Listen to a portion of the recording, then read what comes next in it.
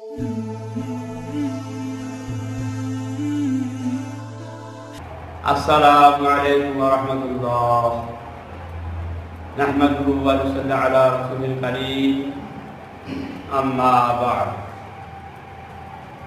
আলহামদুলিল্লাহ বন্ধুগণ, আমরা এখন যে আলোচনা করব সেই আলোচনাটা হলো খুব গুরুত্বপূর্ণ আলোচনা।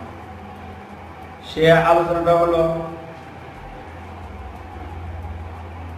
মানুষ মৃত্যুবরণ করলে অন্য ধর্মে কি আছে না আছে সেটা বিভিন্ন ধর্মে, ওদের তো ধর্মের কোনো আগাগোড়া নাই, কারণ ইসলাম ধর্মটা সত্য ধর্ম এবং যত ধর্ম আছে সব ধর্ম বাতিল। এই ইসলাম ধর্মকে কেন্দ্র করে এইটাকে ওরা ফলো করে অনুরূপ ওরা একটা ধর্ম বানিয়েছে। তবে আজকের প্রশ্ন হচ্ছে, কোনো মানুষ মারা গেলে মুসলমানদের মধ্যে কোনো মানুষ মারা গেলে, মুসলমান নরনারী মারা গেলে সেই বাড়িতে আগুন জ্বালে না, রান্না বাড়া করে না, শুধু তারা বলে যে রান্না বাড়া করা যায় না, আগুন জ্বালা যায় না বা জ্বালবো না। এইটা কি জায়েজ না না জায়েজ?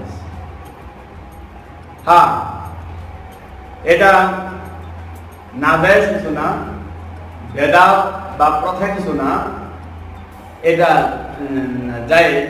তার কারণ আব্দুল্লাহ ইবনে জাফর রাদিয়াল্লাহু আনহু থেকে একটা হাদিস বর্ণিত, তিরমিজি, আবু দাউদ ও ইবনে মাজাহ শরীফের মধ্যে এই হাদিসটি আছে। এই হাদিসটি আছে যে কোনো মানুষ মারা গেলে আগুন জ্বালানো না, এটা কি ঠিক? এটা হচ্ছে আপনাদের প্রশ্ন। তো বিস্তারিত জানতে চাইছেন, হ্যাঁ এটা না যায়।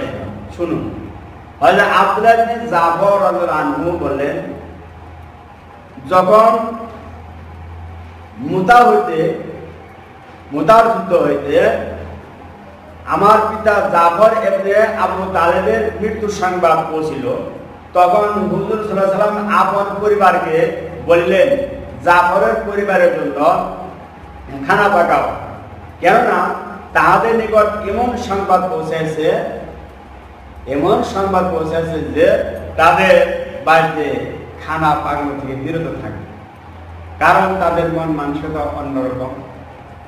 মানুষ মৃত্যুবরণ করলে মানুষ কেন তার কাছে যায়, দেখতে যায় কেন, জানা যায় কেন যায়? জানা যায় বহু সওয়াব আছে, বহু নেকি আছে। এমনকি একগুণ শুধু জানাজা করে আসলেও 1 কিরাত সওয়াব পাবে, দাফন কাফন কোনো থাকলে সে 2 কিরাত সওয়াব পাবে, আর 1 কিরাত সমান 1 পাহাড়। তো মানুষ যদি মানুষের মৃত্যুর সংবাদ শুনে তখন তার মনটা অনেক নরম হয়ে যায়। আর আল্লাহ বলেছেন, ইন্না লিল্লাহি ওয়া ইন্না ইলাইহি রাজিউন, যখন কোনো মুমিন মুসলমান মৃত্যুর সংবাদ শুনবে তখন বলবে ইন্না লিল্লাহি ওয়া ইন্না ইলাইহি রাজিউন।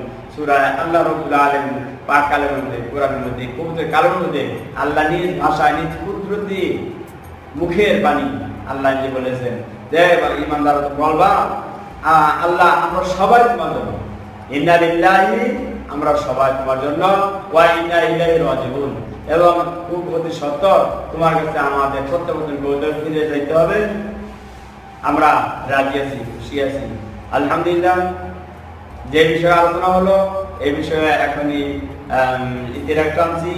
তবে আমাদের ভিডিওগুলো যদি আপনাদের ভালো লাগে, লাইক দিন এবং ইসলামের প্রচারের জন্য এক মুসলমান আর মুসলমানকে এই পুরানো হাদিস সম্পর্কে জানিয়ে দেওয়ার জন্য বেশি বেশি করে আপনাদের বন্ধু বান্ধবের নিকট শেয়ার করুন এবং আমাদের সাথে থাকতে হলে সাবস্ক্রাইব করুন। খোদা হাফেজ। আসসালামু আলাইকুম ওয়া রাহমাতুল্লাহ।